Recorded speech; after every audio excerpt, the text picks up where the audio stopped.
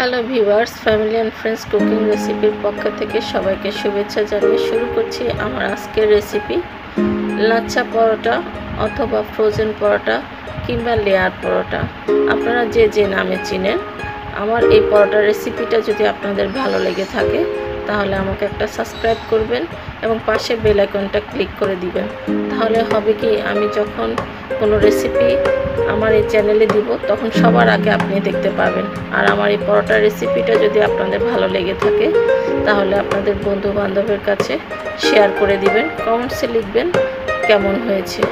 বাজার থেকে যখন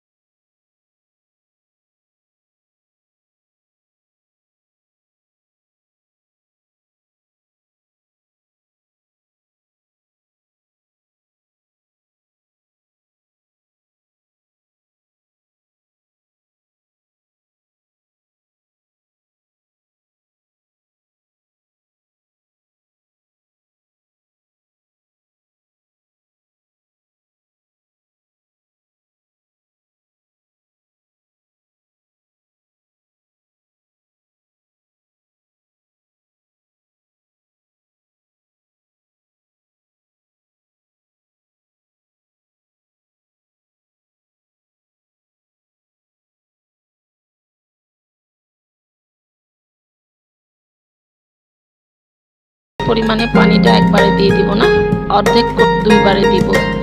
তারপরে সবগুলো আবার ভালো করে আমি এখন সেই ময়দার সাথে মিশাবো, মিশিয়ে একটা সফট ডো তৈরি করে নেব। এখানে আমার ডোটা অনেক নরম হয়ে গিয়েছে, অসুবিধা নাই। এরকম যদি নরম হয়ে যায় তাহলে আপনারা একটু আলাদা ময়দা ব্যবহার করতে পারবেন। আমি এখানে আরও 2 টেবিল চামচ পরিমাণে ময়দা ব্যবহার করেছি এবং ময়দা ব্যবহার করে একটা সফট ডো তৈরি করেছি। অনেক সফট একটা ডো তৈরি করতে হবে। তারপরে আমি এই ডোটা আধা ঘন্টার জন্য রেস্টে রেখে দিব। তাহলে ফিরে আসছি আধা ঘন্টা পর।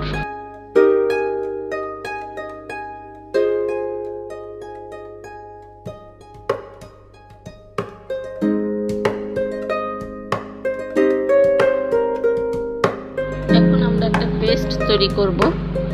আমি এখানে একটা বাটি নিয়ে নিলাম এবং বাটিতে দিয়ে দিলাম 2 টেবিল চামচ পরিমাণে ঘি। তারপরে দিয়ে দিলাম 2-4 চামচ পরিমাণে ময়দা। ঘি এবং ময়দাটা আমি ভালো করে মিশিয়ে একটা মিডিয়াম ঘনত্বের পেস্ট তৈরি করে নিব। এই ঘনত্বটা বেশি ঘন হবে না, আবার পাতলাও হবে না। আমি আপনাদের দেখিয়ে দিচ্ছি এর ঘনত্বটা। মোটামুটি একটা মিডিয়াম সাইজের ঘনত্বের পেস্ট তৈরি করে নিলেই চলবে। আমাদের আধা ঘন্টা হয়ে গিয়েছে। দেখুন ডোটা কিন্তু আধা ঘন্টা পরে ডোটা দেখতে ঠিক এরকম হয়েছে। আমি এখানে বেশি পরিমাণে ইস্ট ব্যবহার করি নাই, যার দরুন ডোটা বেশি একটা ফুলে নেই। ডোটা বেশি ফুলানো যাবে না। অল্প পরিমাণে যদি আপনি ইস্ট ব্যবহার করেন তাহলে ডোটা দেখতে ঠিক এরকম হবে। এরপরে আমি একটু ডোটাকে ভালো করে আরও কিছুক্ষণ মথে নিব। সব মিলিয়ে আমি ডোটাকে প্রায় 8-10 মিনিটের মতো মথে নিয়েছি। মথে একটা স্মুথ ডো তৈরি করে নিতে হবে। এরপরে আমি এই ডোটা থেকে 2টা লিচি কেটে নিলাম। কারণ ফ্রোজেন পরোটাটা একটু বড় আকৃতির হয়, সেজন্য আমি আজকে দোকানের মতো বড় করে ফ্রোজেন পরোটা বানিয়ে আপনাদের দেখাচ্ছি। চাইলে আপনারা ছোট করেও ব্যবহার করতে পারবেন।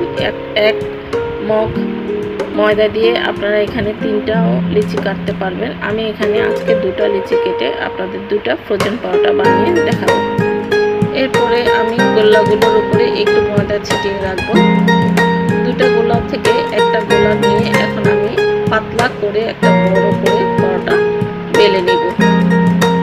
আমি একটা পাতলা করে বড় করে পরোটা বেলে নিচ্ছি, আপনারা দেখতে পাচ্ছেন।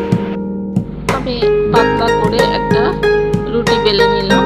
বেশি পাতলা, একেবারে খুব বেশি যে পাতলা করে রুটিটা বেলতে হবে তার কোনো প্রয়োজন নেই, মোটামুটি পাতলা হলেই চলবে। এরপরে আমি সেই তৈরি করে রাখা পেস্ট থেকে 2 চা চামচ পরিমাণে পেস্ট এই রুটির উপরে দিয়ে ভালো করে চারিদিকে ঘষে ঘষে লাগিয়ে নিব, চারিদিকে মাখিয়ে নিব, যেন ভালো করে সে পেস্টটা রুটির চারিদিকে লাগানো হয়।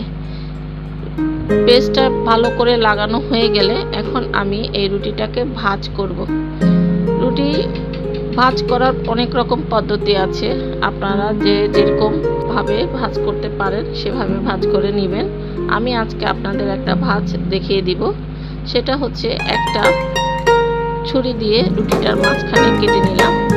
এরপরে আমি সেই রুটিটাকে আস্তে আস্তে একটা আঙ্গুল কাটার মাঝখানে বসিয়ে রুটিটাকে আমি আস্তে আস্তে ঘুরিয়ে ঘুরিয়ে ঘুরিয়ে ঘুরিয়ে চারিদিকে ঘুরিয়ে নিয়ে আসবো। আপনারা দেখতে পাচ্ছেন আমি কিভাবে ভাঁজ করছি।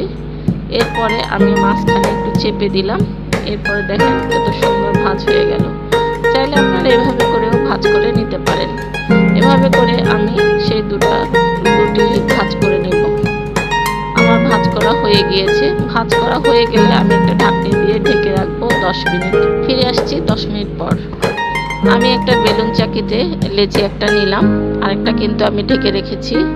তারপরে আমি হাত দিয়ে যথাসম্ভব আস্তে আস্তে চেপে চেপে যত বড় করে বেলা যায় হাত দিয়ে বেলে নিব। তারপরে আমি একটা বেলুন চাকি দিয়ে হালকা হালকা ভাবে চাপ দিয়ে দিয়ে রুটিটা বেলবো। বেশি জোরে চাপ দিয়ে বেলার চেষ্টা করবেন না, তাহলে যে ভাঁজটা পড়েছে সে ভাঁজটা নষ্ট হয়ে যাবে।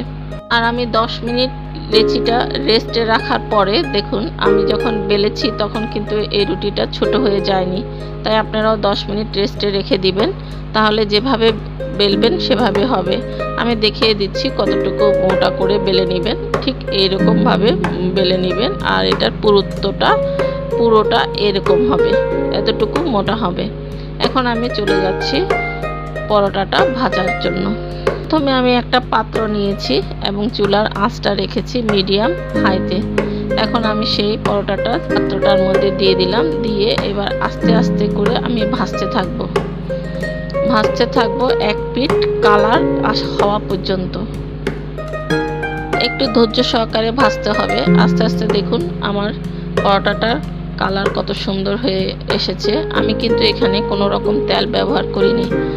ঘি দিয়ে যদি আপনি এর ভিতরের পেস্টটা তৈরি করেন তাহলে কোনো রকম ভাবে আপনার এক্সট্রা কোনো তেল দেওয়া প্রয়োজন হবে না। তারপরে যদি আপনি মনে করেন যে একটু তেল দিবেন তাহলে দিতে পারেন।